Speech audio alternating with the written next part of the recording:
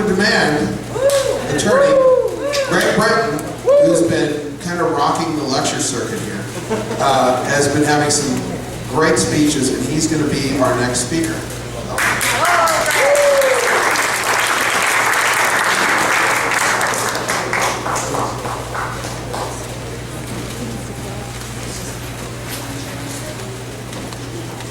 Since the results of the last election, there's been a lot of people on our side that have been discouraged. Everybody's against us. We lost the country. We need to give up. It's all over. And certainly on the other side, they're happy to encourage that belief. Yeah, I met a gentleman here earlier this evening from the high desert, and he was saying that their group has not met since the last election. I know that our attendance here hasn't been as good as it was before the election. So we were thinking about it in our last cabinet meeting about this. And all you hear is the bad news. Most of that's what you hear. Obama's doing this. The government is doing that. The Democrats in Sacramento are doing this, that, and the other thing. And I think people are getting discouraged. What can we do? I was talking to a local business person, I won't name her, and she was agreeing, yeah, it's all going downhill. The country's going downhill. There's basically nothing we can do. We just need to wait for a leader. So the idea is to say, okay, how many people have you ever seen the movie Enemy at the Gate? This was set in the Battle of Stalingrad, and it was a very horrific battle. It needed to be in combat. This is a very horrific battle. And it starts off with the Russian Khrushchev, who's an aide to Stalin, comes down to take charge, persuades the then Russian general in charge that his best option is to commit suicide, which he does, and then asks his subordinates, okay, now what do we do? And one guy says, well, we should shoot all officers and men in retreat. And one guy says, give them hope. That got Khrushchev's interest, and they went on and how we need to publish down the newspaper again and full of stories of people doing things and heroism and so on. So that's sort of the idea of what this is, and we'll see how it goes, and we may hear the good news again if there's nothing better to do. I put my code in here.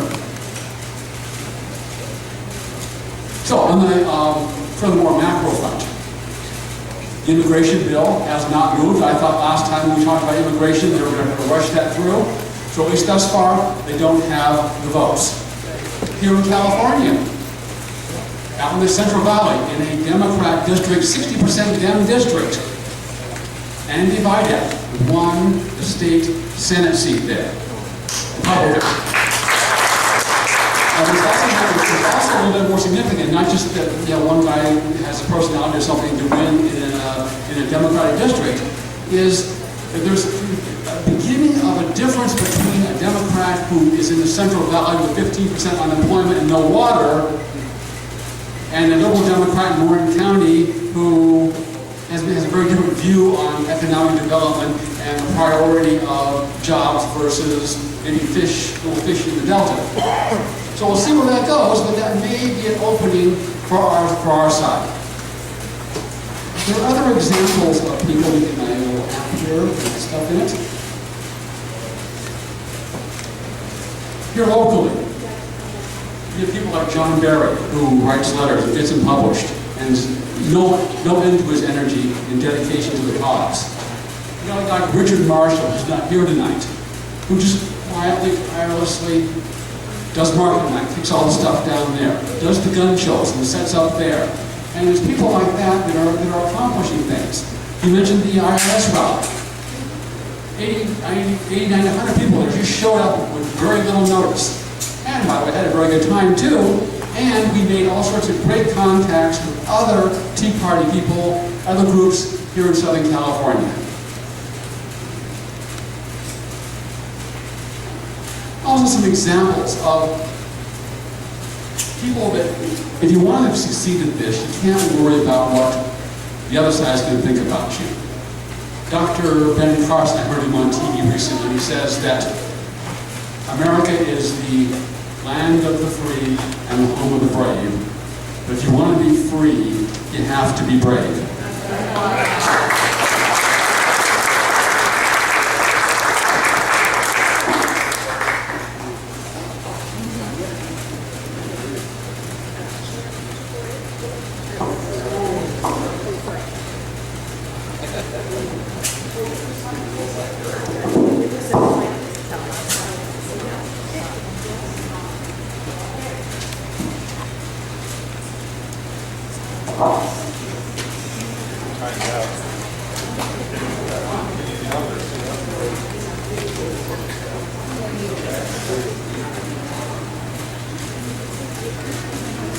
Okay, well, so much for the technology.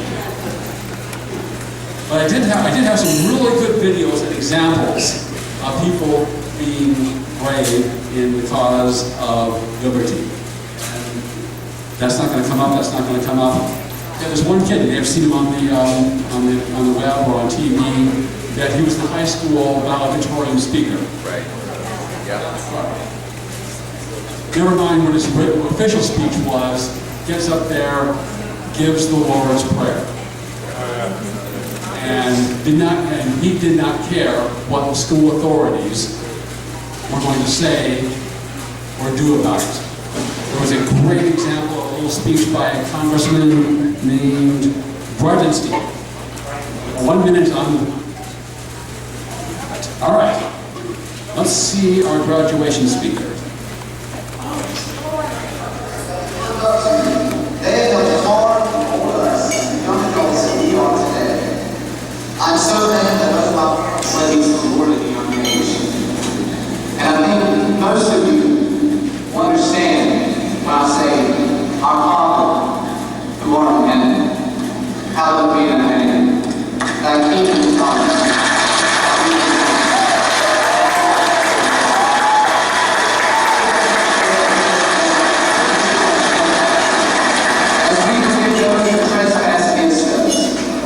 Lead us not into temptation, but deliver us from evil. For thine is the kingdom, the power, and the glory, forever and ever. Amen.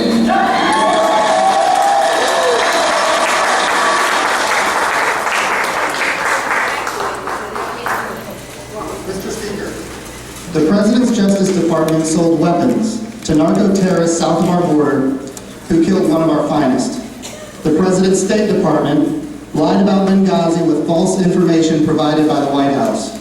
The President's Attorney General authorized spying on a Fox News journalist and his family for reporting on a North Korean nuclear test. The President's Justice Department confiscated phone records of the Associated Press because they reported on a thwarted terrorist attack. The President's Treasury Department uses the IRS to target political opposition. The President's Health and Human Services Secretary pressures the insurance companies she is supposed to regulate to promote Obamacare, which is the same law she uses to force citizens to pay for abortion-inducing drugs against their religious liberties. Mr. Speaker, the President's dishonesty, incompetence, vengefulness, and lack of moral compass lead many to suggest that he is not fit to lead. The only problem is that his Vice President is equally unfit and even more embarrassing.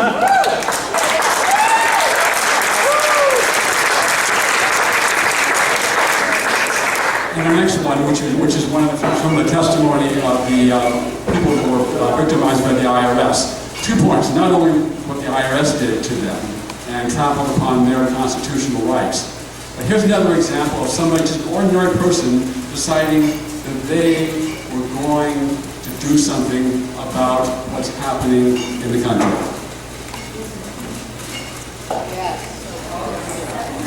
$87 billion. That money went to foreign nations, failing banks, and unproductive industries. We were worried, and we knew we had to do something to sound the alarm. We knew the government had gone far beyond its habitual deficit spending. The government was mortgaging America's future. And we knew that Washington wasn't going to stop by itself. In the spring of 2009, we learned that others were organizing Tea Party events around the nation to educate and empower concerned citizens who believed their government was out of control. So we made our plans. My husband and I filled out a permit to meet at a local park in our small town. My daughter and I walked through neighborhoods handing out flyers for our April 15th event. When the day arrived, we were blown away by the large crowd. A few politicians came also, but they didn't speak. We wanted to give ordinary citizens the chance to speak their concerns. Our event had no party affiliation. I could not tell you if the attendees were Republicans, Democrats, or Independents. It didn't matter. The only political notion expressed was one that we collectively felt, that our representative government had failed us. And that was the birth of the Wisconsin Tea Party. There are no dues, no price for membership. Our events are mostly educational. Whatever expenses are incurred are paid from donations, by donations and t-shirt sales. In Wisconsin, we are patriotic Americans. We peacefully assemble. We petition our government. We exercise the right to free speech. And we don't understand why the government tried to stop us. I'm not here as a serf or a vassal. I'm not begging my lords for mercy. I'm a born-free American woman, wife, mother, and citizen. And I'm telling my government that you've forgotten your place. It's not your responsibility to look out for my well-being and to monitor my speech. It's not your right to assert an agenda. Your post, the post that you occupy, exists to preserve American liberty. You've sworn to perform that duty, and you have faltered. The abuses I will discuss today occurred on your watch.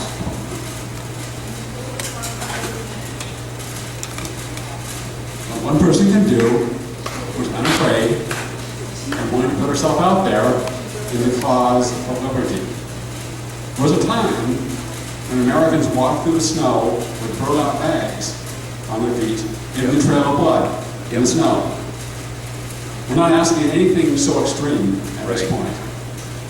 But between now and next meeting, which I guess will be in August, invite at least one person Yep. to come to the meeting with you.